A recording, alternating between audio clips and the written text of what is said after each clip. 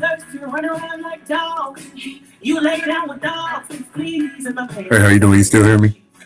Yep, I can hear you. Can you hear me? I hear you good and clear. No matter how tight your dress, you can never fit in my shoes. We got a lot of love over here. All you got is hate. You can serve body all day, you still won't eat your cake. I got a lot of trust in him. He got a lot of trust in me. No matter what you do or say, you never have nothing on me. Watch your hands, that's my man. You don't get a damn thing. You're calling him on the phone. I don't wanna just make that clear. He got a woman at home. She's a pleaser, and he don't want for nothing at all. If you see him in public, don't speak. If you see him like a trip, let him fall. Watch your hands, that's my man. Don't keep calling him on the phone. I'ma just make that clear. He got a woman at home. She's a pleaser, and he don't want for nothing at all. If you see him in public, don't speak. If you see him by the trip, let him go. Watch your hands, that's my man.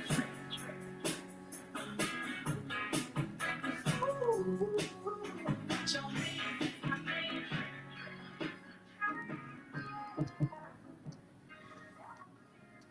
Yo, what's good, everybody? Welcome to another special edition of the Indie Spotlight, powered by Lyrical Lux FM. I'm your host AD, and tonight we're having artists who definitely making her presence felt. Coming out of Hopkins, South Carolina, she brings raw vocals, confidence, undeniable stage presence, and the type of energy built for major stages. She's already shared stages with some of the serious names in the industry, including Carly B, Two Chains, Plows, Tory Lanez, and Lotto. Her big breakout record, My Man, has generated more than 1.4 million streams and content views, and her career is expanding beyond music into films, television, and national campaigns, with her appearances connected to projects including The Color Purple, Fight Night, The $1 Million Heist, Tyler Perry's Productions, and BMF. Tonight, we're going to get to know the woman behind the music, the journey behind the success, and what's next for Alexus Bria. Welcome to the Indie Spotlight. Thank you for having me on. Appreciate you. I appreciate you too. So, how's everything going with you today? And I see you in the studio, so I know you're cooking up something real hot in there. Everything's going well. Yeah, man, I'm in the studio right now, cooking up some more hits. All Constantly right, working. all right, like that. So, what three words would best describe you? Confident, bold, raw. All right. What do you want people to feel when they hear your name? I want people to feel authenticity when they hear my name. Okay. Yeah, I All want right. people to know what it is to be authentic. All right. So is Alexis Bria's on stage different from Alexis Bria's when the cameras are off? Well, I guess yes and no. Um, there's a time and place for pretty much everything. I'm always constantly in work mode. So the cameras are technically off and I'm still working. All So, right. I'm definitely always doing something as it relates to my career and music, whether that be working, whether that be, being a mom or any of those things. I think that there's just different layers and different stages of who I am as a person and as a woman. So, I'm not always in 24/7 artist mode, but I can be. I'm Okay. constantly in work mode, I would say. All right. So as I went back over your bio, you work with some heavy hitters, and you did some big things out here in the game. Hmm. I just want you to just take a moment to like reflect on what does that mean to be working with some of these amazing people you've been working with. Well, I don't necessarily get starstruck just simply because I am a star already. So, Right. I think that this is where I've belonged, where I've always wanted to be, and where I believe that I've always should have been. So I think that that's kind of one of the most important things. But if I had to pick a super monumental stage, it would be meeting Oprah Winfrey. there are people who go their whole lifetimes without meeting someone as big as that name. You know what I'm saying? So after Right. meeting her is when I was actually able to land the understudy role for Fantasia as well as Danielle Brooks in the musical The Color Purple. That connection, that laughter, just being myself, making her laugh and being me is what landed those things. So I think that, like I said before, authenticity matters more than anything, and just being yourself, being personable, and not being starstruck, treating people like they're regular people because they are. Right. So, So I guess my with you out here doing what you're doing now, and the moves that you're making, what would you give the advice for indie artists that's out here that's seeing what you're doing and want to be where you're at? well, first, I would just say make the music that comes from your heart. Be yourself. Like I said, like authenticity always wins. Um, Continue to stay persistent, consistent, and persevere through every single thing, every obstacle that comes your way. It's very, very difficult to do that in these times and in these days.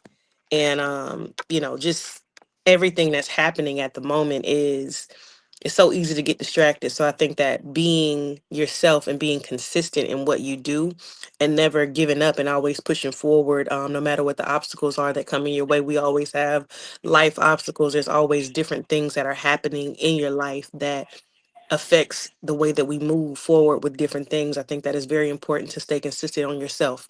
Stay consistent and not giving up on a dream just because of what it looks like on the outside. Don't let those things deter you or persuade you to change your mind about who you are. Just stand firm in who you are and believe in yourself enough to continuously keep going. All right. Well, that's good advice because I know a lot of indie artists. They look at you guys out here and what you're doing, and they're like, "Wow, they're doing it," but they don't always see the back end of the story of how did you get to that point. They just look at okay, where you were some mainstream people, but they never understand like it takes work and it takes a Yeah, progress man. and to be hungry. It takes years. You know, this recognition really just started, but that project happened in like 2022. Okay. Just that alone, you know what I'm saying? There's projects before then, being on stages with like Cardi B, like those accolades piled up over time. That happened 2017, 2018. CIAA, Chubb Rock 2019. Just when I say the plies, being on different radio stations, like everything kind of just accumulated over the years. Like it didn't just start happening yesterday. You know what I'm saying? Like Right. we're in 2026 and I'm just starting to get recognition for the stuff I did in 2018, 2019, 2020, 2022. You understand what I'm saying? These projects came out that long ago. So I was working on these projects and nobody knew my name and nobody knew who I was. And I'm just starting to get some type of notoriety for those things that I've done years ago. That's not even, I'm way past that now. You feel what I'm saying? Like the things that I'm Right. working on now are just as monumental or just as just as much momentum as the things that I did 5 years ago, but things just Right. continue to keep piling up. Just by staying consistent, keeping your head down and doing the work is definitely important. It's always been important to me. Because I don't do it for the recognition or I don't do it for the cloud or for the fame. No, I do it because this is what I love doing and this is who I am. Even if nobody's watching, I'm still going to be doing the same thing. Right. And I by what you're saying, I just like to know like how do you feel like when you hear your music on the radio? How does it feel like to to do the interviews or have somebody in the street say, "Hey, I heard one of your songs and it like touched me, and I'm looking forward to many of your projects coming out." I mean, it's inspiring, man. Whenever you stop doing something, you stop inspiring the people that once believed in you. I think it's selfish to give up on the people who are surrounding you who believe in your gift more than you do. So hearing the music on the radio just feels like a reward. I think that it more so doesn't shock me anymore, but for my daughter to be excited, for her to pull out her phone and say, "That's my mommy on the radio," or for my dad to be coming home from work to hear his daughter on the radio. Those are moments right there that really make me cry because those are the moments, those are the people who I do it to make proud. You know Right. what I mean? I think it's bigger than what we do. I think it's about who we affect and how we affect people. So, those moments are for my mom to be proud, for my daughter to be proud, for my dad to be proud, for my family to see and be happy for me and go support movies just because they want to see me in it, even if it's just a glimpse.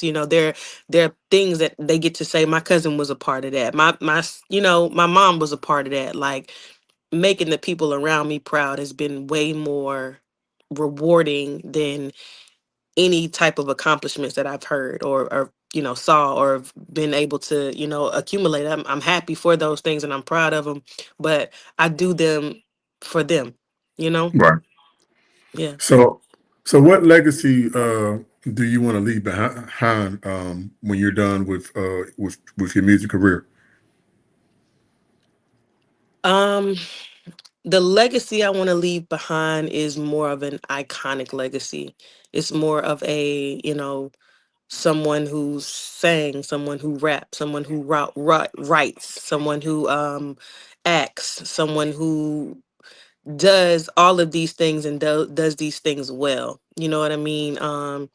Like legendary, kind of legend in the making type thing. Like, I don't want to be a fly by day or fly by night type of person, and I realize that those things come with time. You know, we watch stars grow, we watch them grow up, we watch them become who they are. Sometimes it's in the limelight, sometimes it's not in the limelight, but once the limelight catches up to where I'm gonna be, it's gonna definitely be a situation where people are gonna be like, wow, like people are already looking at the resume like, how does nobody know who this girl is right now? Yeah, You know what I'm saying? Coming from such a small town, man, it's huge. You know what I mean? And I still don't necessarily get the love or the recognition, or the people see it and they stroll right past it, or they don't pay no attention to it. And you know I don't do it for that, though. And I don't do it for those type of people. I do it because the legacy that I'm going to leave behind is something that my daughter can be proud of, so that she can show her children and her children's children, and so that my family and for people for generations to come to be able to see and know exactly who I am you know yeah. I like what you said because a lot of artists need to hear that because sometimes usually they worry about the likes, the streams, the I posted it and people didn't like it or didn't respond and like I sometimes like to tell some of the artists like, hey, don't worry about what people saying or doing as long as you happy with the product you putting out. That's all that really matters because somewhere down the road you're gonna get the reward and then it's gonna be people that's gonna want to come out and want to work and be like, hey, I see you now. Like, hey, how can I get put on? exactly. I and I usually ask artists this question because even with what you're doing and reading your bio and everything, and by what you're saying, do you ever get people that that didn't believe in you at first, that see what you're doing now, and they come up and say, "Hey, I want to work with you now." Yeah, man, all the time. All the time. um I think that it's just a part of the game. Hmm. I'm gonna say, because mainly people don't start rocking with you until the world starts rocking with you. You know what I Right. mean? Where you're from, people don't accept you. Where you can be doing something for years and people don't notice you or don't see what you're doing. And then once it becomes popular to accept you, then you're accepted by everybody. But it Right. doesn't happen until somebody else accepts you on a major level where you can't be ignored anymore. You know what I mean? I think it's important to allow those situations to circle back, because people get so caught up in, oh, y'all ain't pay no attention to me before, y'all hated on me, y'all doubted me, y'all counted me out before. No, I just think that everybody has their time, and I Right. think that everybody's time is going to come when it's supposed to come. You know what I mean? There are people who I believed in way before I knew that they were famous, because I just knew they had it. You know what I Right. mean? Always pushed them, always believed in them. And some of those people made it before me. You know what I mean? That's not to take away the fact that I know one day that I'm going to be what I'm going to be. It just happened at their time when it was supposed to happen for them. You just got to believe in divine timing, and you got to believe that your time is going to meet you when you're supposed to be where you're supposed to be. But it takes maturity. It takes a level of it takes a mindset to get to that level of knowing and just being whether you are accepted by your peers or not, and just continuously staying grounded in who you are and moving forward. Because I mean, that's pretty much the only thing that you got to do. Is what's going to keep you going. You know what I Right. mean? So I got you. everybody is going to overlook you. Everybody, nobody's going to give you the time of day. Some people still overlook me and act as if, I haven't done what I've done, but at the end of the Right. day, that's not for them to recognize or for them to see. I know what I did, and I know who I am, and I know, whose I am, and I know where I'm going. And so Right. nobody's going to be able to stop it. People can try to delay it, but they can't deny it. One day it's going to happen, and when it does happen, it's going to be bigger than what all of us ever thought it would be. So, Right. just wait on your timing is what I would say. I like that. So we're gonna take it back to the beginning. You're from Hopkins, South Carolina. Hmm. How did growing up there shape you as a woman and as an artist? Whoo, Hopkins, man, oh man. uh Small town, man. We got a stoplight. We don't even have a we got a four-way stoplight. We don't even have a red light. So, when I say small town, I mean small town. We got the same backyard. We all share the same animals and all. It's just um it's Hopkins is such a small town. You come from a small place, man. I'm a little church girl. My mom was a pastor my entire life. I grew up in the church. Um Music has been in my blood and in my veins. My grandfather sang in a quartet group. And I've been growing up going to programs, watching my family members sing, watching my mom host different things. She actually ended up, she did talent shows. She used to find local talent. There were amazing talent that came out of Hopkins they used to come from everywhere. um some people that are huge right now, you know what I mean, that I seen them grow up and I seen them become who they are. My mom even did the Bobby Jones gospel segment. She had her own segment on there at one point where she was, interviewing major people. She had Helen Baylor. I'll never forget going to Kurt Franklin concert at 16, seeing Mary, meeting those people at such a Hmm. young age. It's kind of like being around that kind of shapes and molds you. Growing up in the church, I led my first song when I was 3 years old. I recorded my first song when I was in the studio when I was 10 years old. It was a gospel song. So I think that all of those things just played such a major part in who I am. Being faith based, we went to church every Sunday. We was in church 5 days a week. You know what I'm saying? So that kind of shaped me, man. Me and my cousins just fooled around, and once we got older, it just kind of still was instilled in us to go to be around music and make music, and so we did.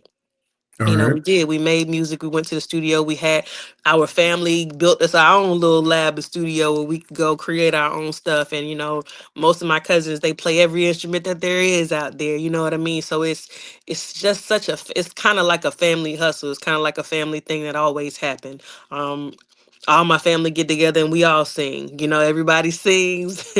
Everybody know how to play some type of Right. instrument. Everybody know how to background sing. Everybody got it in the family. So it's a whole different vibe, man. It's an amazing thing. But that shaped me and made me. And I just, people look at music as like one thing, but I just look at it like a way of life. It's another form of breathing for me.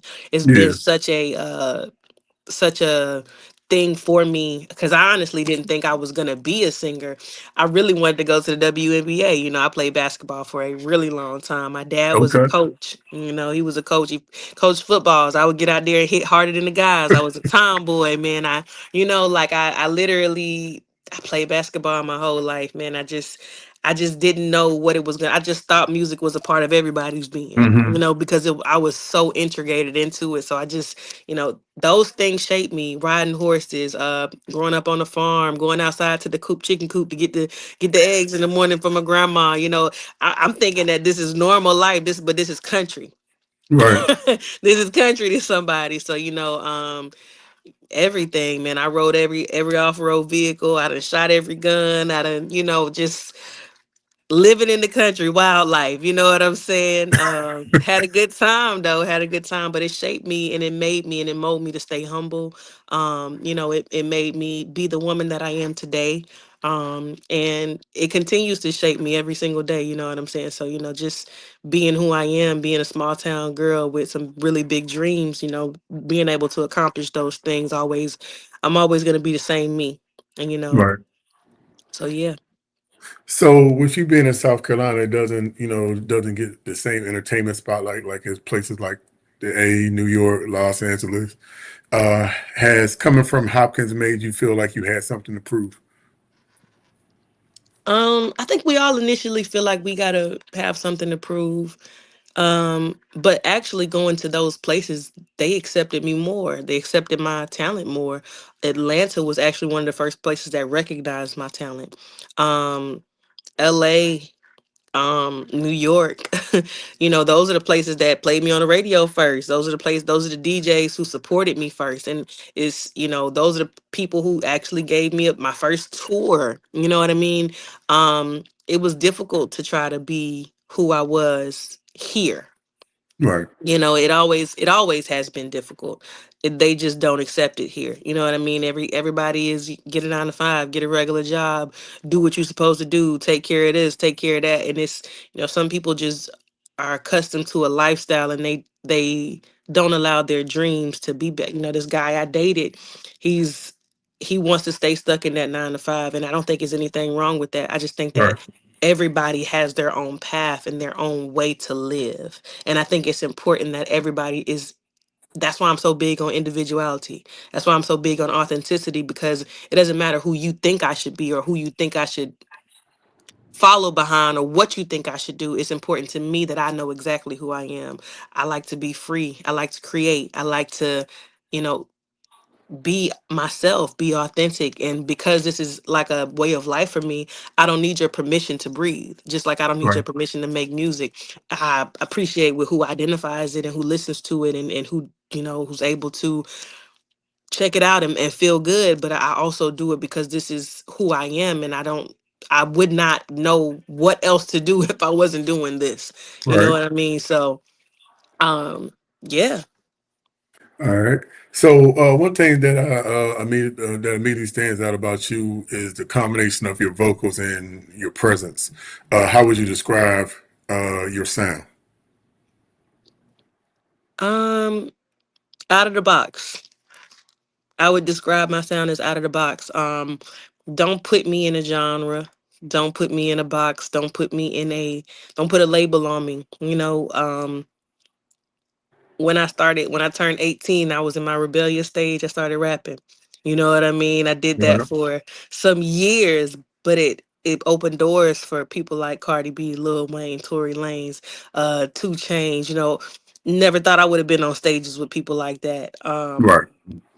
Those moments of me being authentic and me being myself and being able to just rap and let loose are those moments where I was able to find myself and be myself. But I learned, as you grow, you become a different person.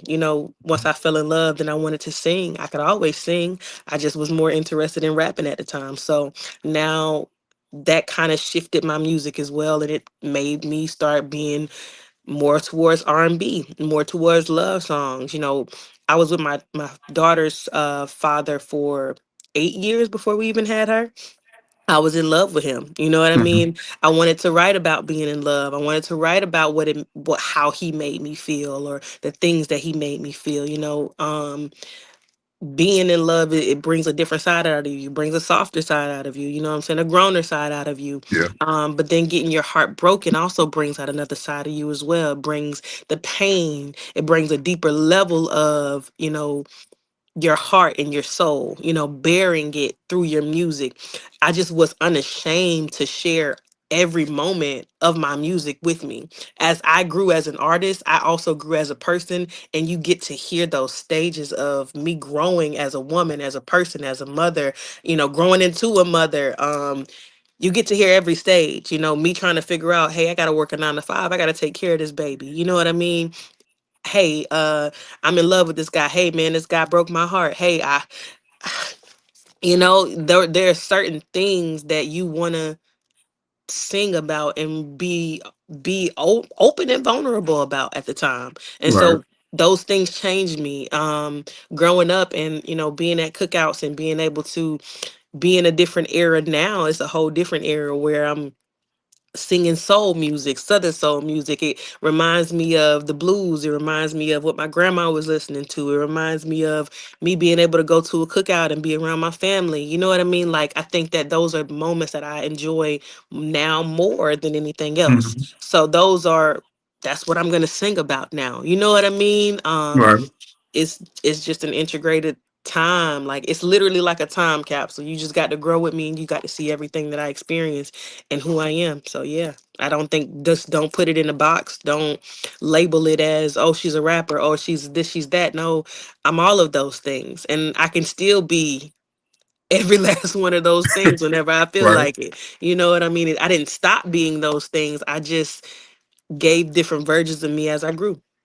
So I think that So my music is the same. I'm sorry, go ahead. right. Oh no, you good. Because you talked about love and your experiences. Hmm. How important is being vulnerable with your music, and when people hear your music and they come up to you as well and say, "Hey, I lived that story or whatever you went through." How does that impact you going forward to with your music and anything you do in your career? It it opens me up to be more vulnerable.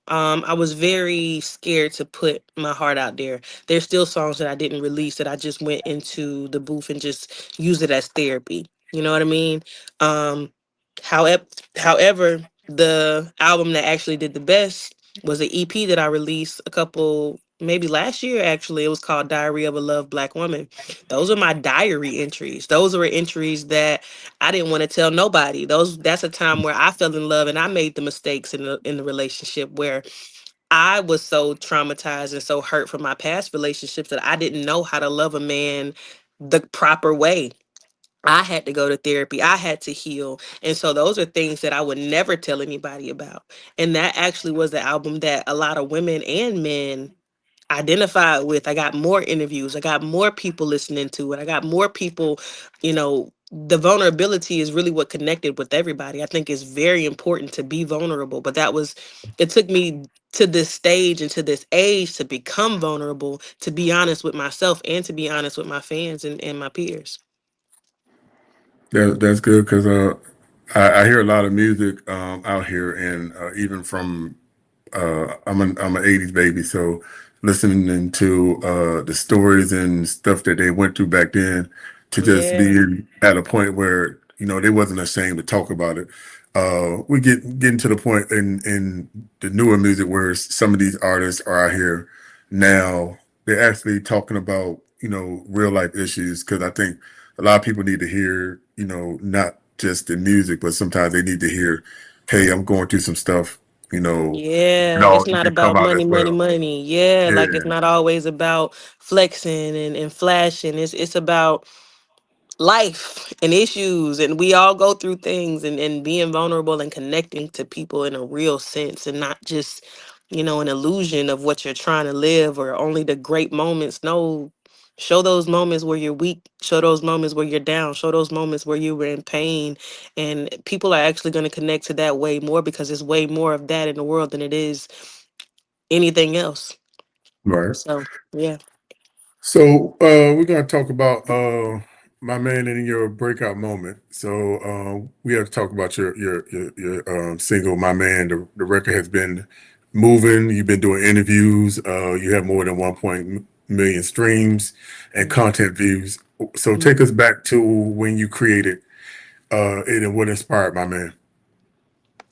Yeah, man. So you know dating, back getting back out there, finding people that I like, and situations kind of transpired. um Connected with a super dope songwriter. He actually wrote for Monica on her first project back in the day. Mhm. And when we got together, we just created something magical. And you know at the time, I'm like, I don't even know if I can really do all of this. I don't got a man, but he's like, you've had a man, and you know how I feel to be in love with that man. And so I just kind of made it my own, and the song ended up exploding, and we always knew that it was a really amazing song when we did it. When I recorded it, even the first draft, man, people was like, yo, this is a hit, so um I was kind of like, well, should I put it out, should I not put it out? I kind of just threw it out there, and I made the best of it, man. It's been released now almost 2 months, so I want to say I released it June 4th, and we going into the third month now, and the song is, it's got about 2 million views on Instagram, over 2 million views, over 500,000 on TikTok. I got a plaque from Digital Radio Tracker from it. Yeah, man, it went number one. So, I think that that kind of speaks for itself. It's kind of doing its thing right now. So, people like it. The content is doing well. People are able to relate to it. Women, especially, um watch your hands, that's my man, Right. uh women that are married, women that are in relationships, men who know they're women, and they see women trying to come at them, they gon' if it's funny, it's something that is super relatable, something that's super timeless, that I think that everybody can kind of laugh at but yet agree with at the same time, especially if they're in that type of situation. So yeah. So when you recorded it, when did you know it was something special that you had? Yo, when my when my engineer locked me in the booth, he ain't want me to leave. He ain't want me to leave. He made me re-sing the song like, oh my God, 30, 40, 50 times, certain parts over and over and over again until it was like perfected. And then we would sit there and then we went over and over. And I was like, yo, I can't keep affording all these hours in the studio. He like, forget all of that, man. This got to be right. And I'm like, well, I'm gonna come back. He like, no, we got to get this done right now. Like, he was that excited. So, my engineer, the writer, my mom, my dad was like, this is probably like your best music. This is probably like your best song. Like, literally. Like, this is one of my favorite songs from you. You know what I'm saying? My mom is like, yo, you really showcasing your vocals in this one.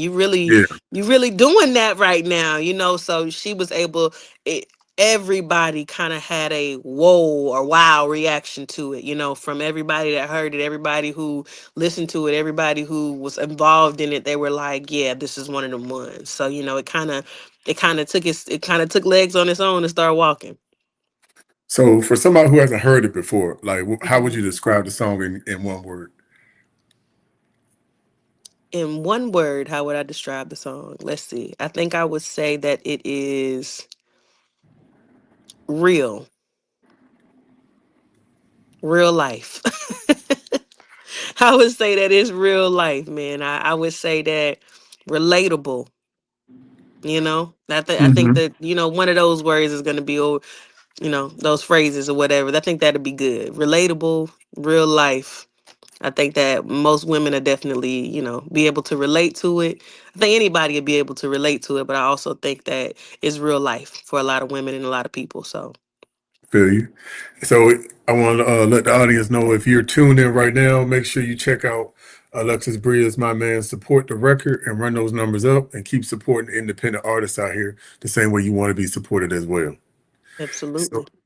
so we're gonna talk about your big stages and performances. You perform with alongside some major names: Cardi B, Two Chains, Plows, Tory Lanez, and Lotto.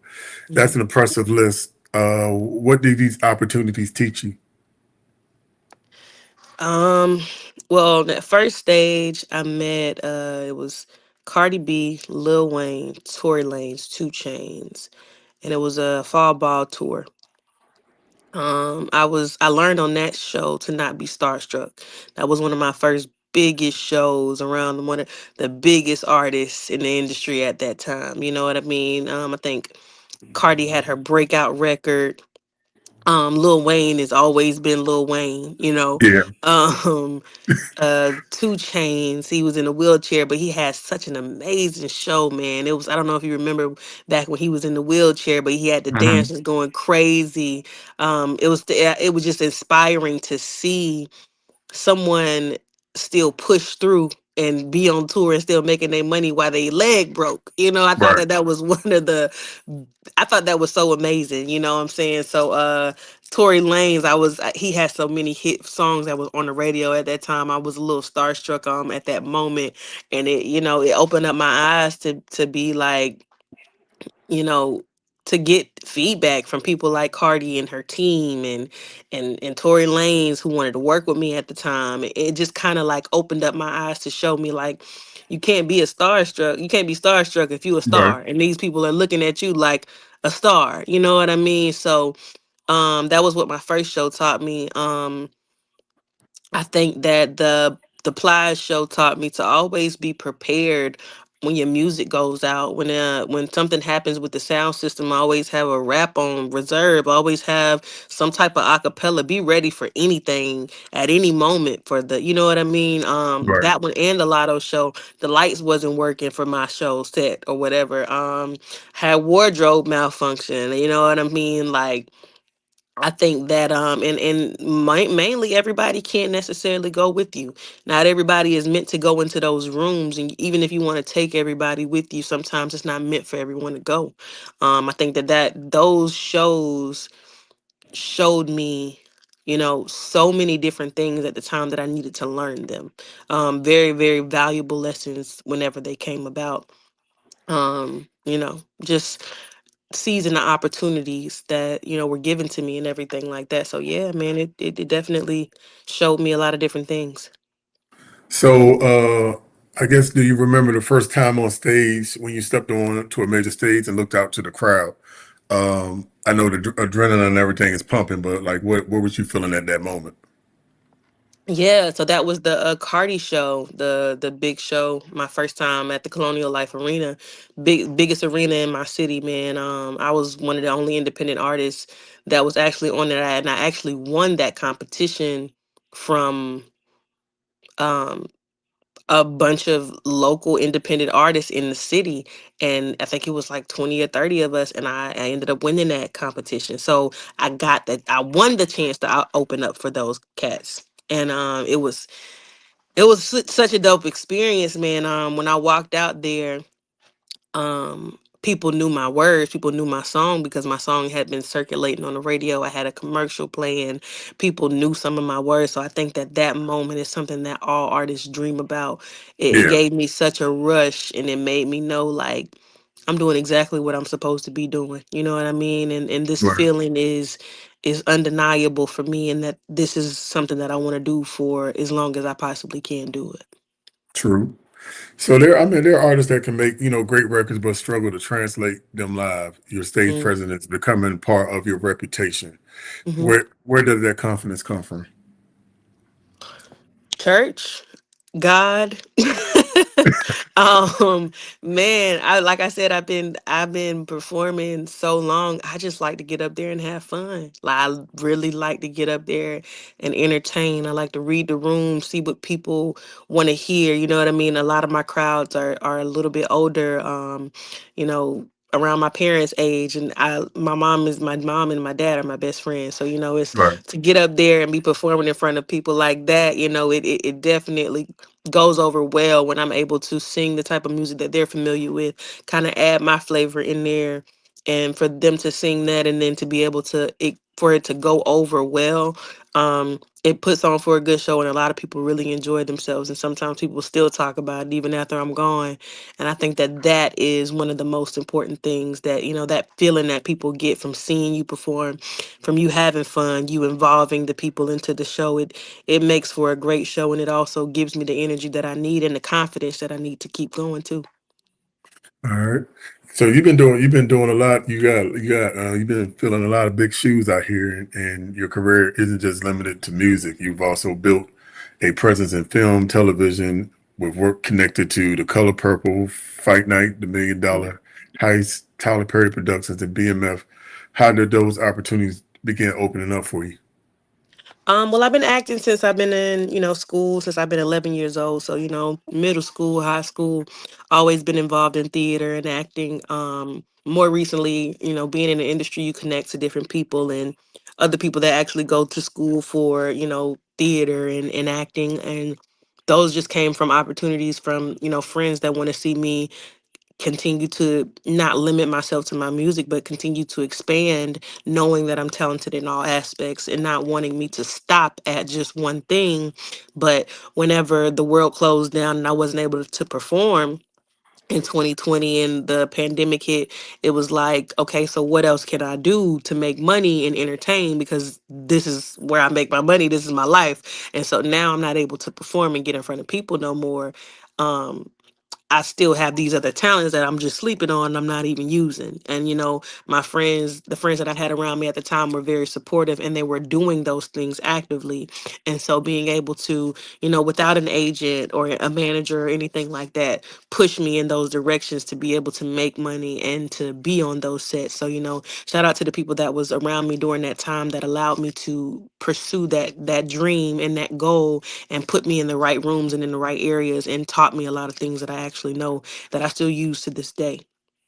So yeah. So, so how does it feel to, as an artist, a filmmaker, working in television, for other people, not as friends, not to like hate on what you're doing, but to support you and push you into the right way? Because a lot of people, even with, friends, sometimes they don't see if it's not working for them, then they mad because it's working for you. But how did you adapt and feel to have people that supported you to pursue what you wanted to do?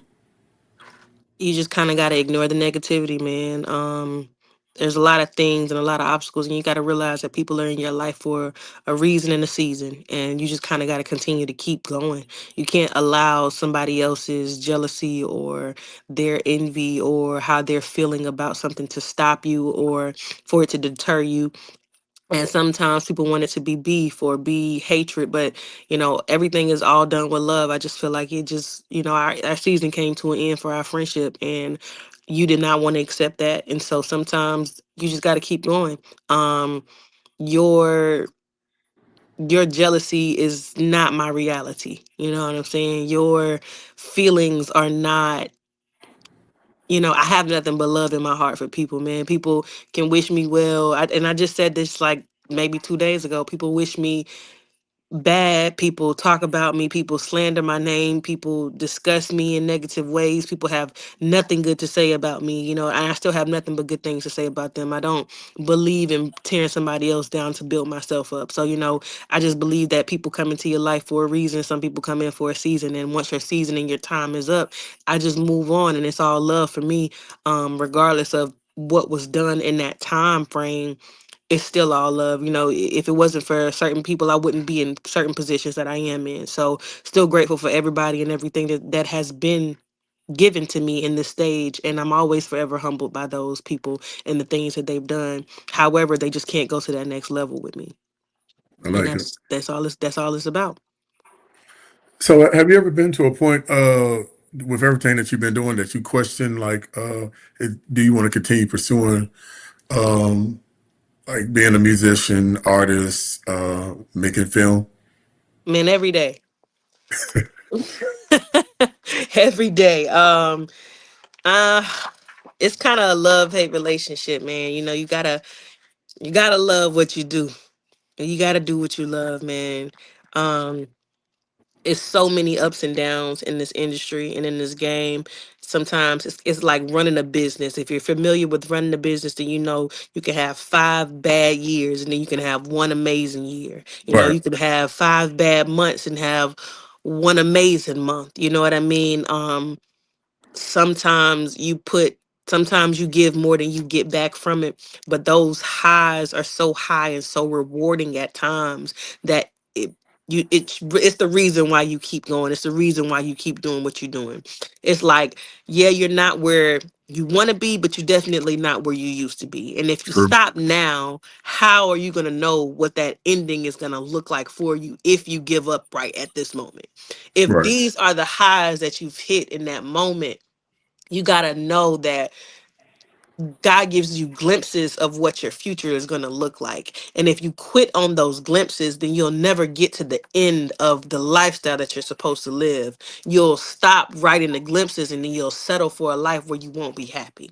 And so I think that that's one of the motivations is, I'm really big on my faith, and I know that God hasn't, brought me this far just to leave me. And I know that, the race isn't given to the swift or the strong, but the one that endures. So it's like, how can you not endure something that people always say, you gotta have the faith, you gotta have the faith, but faith without works is dead. You cannot Right. have the faith to do something and don't do the work behind it. You know what I mean? So, just continuously having that work ethic, having that faith, and, keeping God first, and just not allowing the noise to get to you in a way that's gonna stop you from pursuing what you know that you're called to do. All right. So I have one question before I go to these rapid fires. But if let's say if like a Scissor, Summer Walker, Beyonce calls you tomorrow and said, Alexis, I need you on tour. What is your response? I'm going. What, where, when, why, what, how? Right. I'm absolutely on the way right now. No All questions right. asked, man. That's the moment. That's one of the moments I'm waiting for sure, And it's for gonna sure, come. definitely.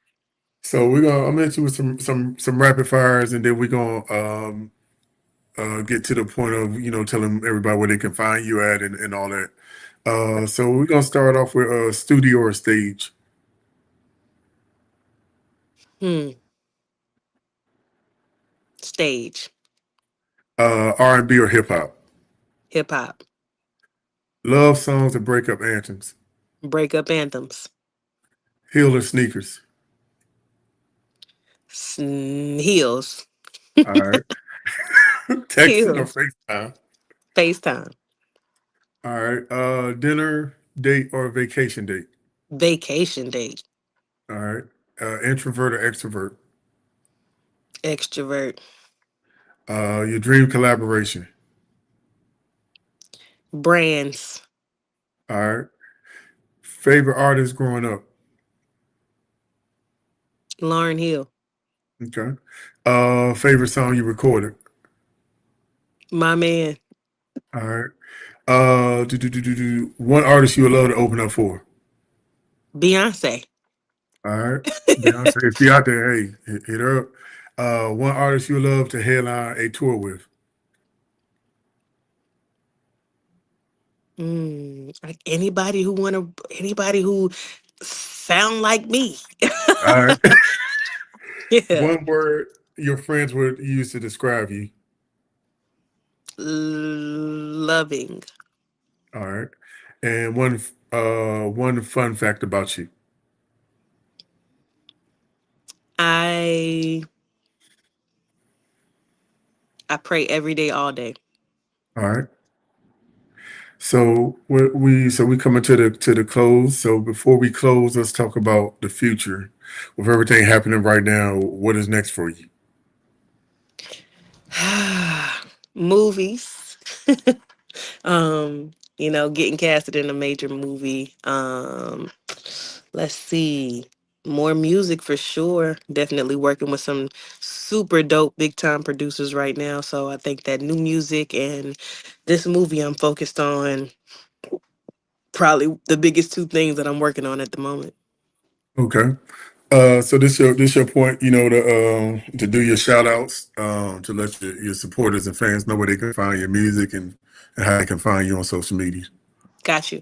Yes, y'all. So this is your girl Alexus Bria. You can find me on all social media platforms and all streaming outlets to stream my music at Alexus Bria, ALEXUSBRIA. On Instagram, it's the underscore in between the Alexis and the Bria. You can go to www.alexisbria.com. If you want to email me, you can hit up bookalexisbria at Gmail, Facebook, Instagram, Twitter, TikTok, everything is Alexis Bria. It's all everywhere. Google me. It's out there too. So you know what I'm saying? Just hit me up. I'm out there. All right. So check this out. There you have it. There you have it. We've been chopping it up with the talented Alexis Bria from Hopkins, South Carolina, and showing exactly why she's becoming an artist to watch. From commanding major stages to the success of my man to expanding in the film and television, Alexis Bria is beginning something much bigger than one song or one moment. Thankful for you taking your time out to join us and share your story. Everybody tune in. Make sure to follow Alexus Bria, stream my man, support the music, and stay locked in because this journey is just getting started. This is your boy AD. This has been another indie spotlight on Lyrical Lux FM, where we support independent music, discover new talent, and give artists a platform to tell their story. Um, so I want you all to remember Alexis Bria, support, share, like, stream, and until next time, stay locked into Lyrical Lux FM. Let's go. All right, I appreciate you though. I appreciate you taking out your time, because I know you're doing big things in the studio. Definitely. Okay. Thank you. Thank you. No problem at all, AD, man. Thank you for having me on. All right, you take care. All right, you too. Bye bye. All right, bye bye.